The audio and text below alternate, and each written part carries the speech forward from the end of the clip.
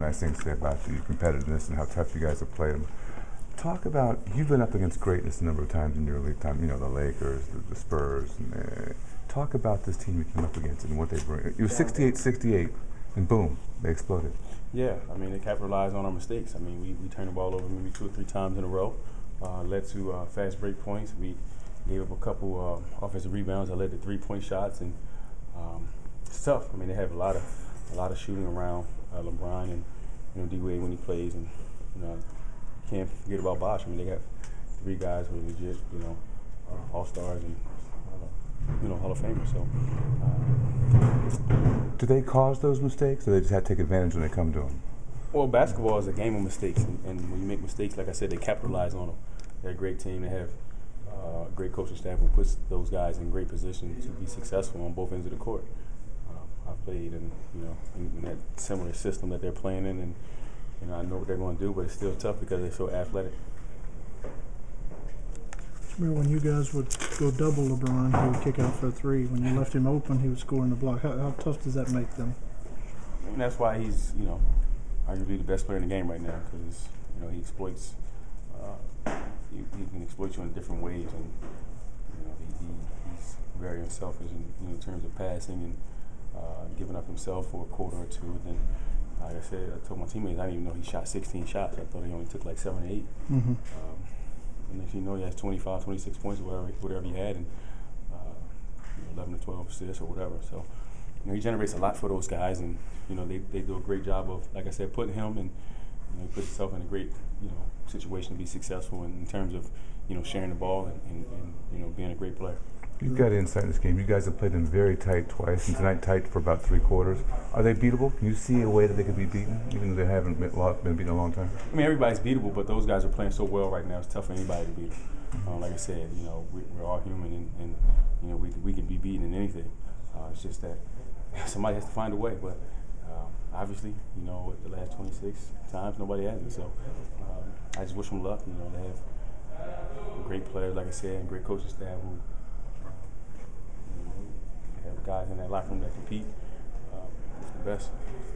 What's a lesson your team's young guys can take from this game? It's a lot. I mean, we did a lot of good things out there tonight. Just fell a little short. Well, fell short.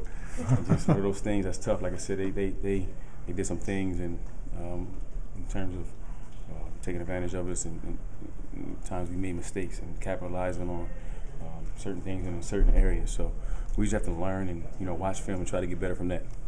Jameer, another good game for Tobias. Talk about what he's added to this team and how quickly he's picked up what you guys are doing. Well, he's an aggressive guy. He goes out there and he's in a position to score. So he's aggressive. I mean, everybody on the team should be. Coach doesn't put any emphasis on not taking shots. He wants everybody to take the open shots and the shots and be aggressive. Be decisive. That's when he's good and we're all good. When we're decisive in terms of get the ball, we shoot, pass, drive, whatever we're going to do, make it quick. Has it surprised you how quickly he's picked up what you guys are doing after not playing in Milwaukee? Well, no. I mean, guys get opportunity, and he's one of the guys who's getting an opportunity and taking advantage of it. Putting on your analyst cap, you've been to the finals. You've been up against the Celtics when they're hot and the Bulls. And how good is that team compared to the teams you've seen over the course of your career? They're good. I mean. Taking nothing away from any team that I played against and or anything like that, but that's a good team over there. Like I said, they have so many different pieces, and we look at it. One of my buddies, Rashard, comes off the bench and gets 11, 12 points for those guys, and Mike Miller did a great job tonight. Chalmers, Cole, everybody played their role for that team. I mean, like I said, we can learn from what they're doing in terms of us in the future having roles and staying within our roles. Another guy gets hurt tonight. Andrew, I think, turns his left ankle. Just how bizarre is this streak of bad luck you guys are facing? It's not bad. Like, it's part of basketball. You're going to sprain ankles. Guys get elbowed like Nick did, gets a concussion. Unfortunately, Aaron injury. That was kind of freakish in terms of nobody was around. He just tweaked himself. Just it's part of the game, man. I mean, injuries are part of the game. And, at the beginning of the season, you have to, pray and wish that you have good luck in terms of your health.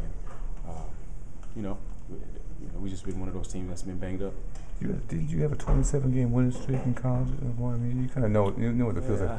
It's a different level, but I know, but 27. We went 27-0 in college, and like I said, they're going to get every team's best shot, and every night, they can't take a night off, and they haven't.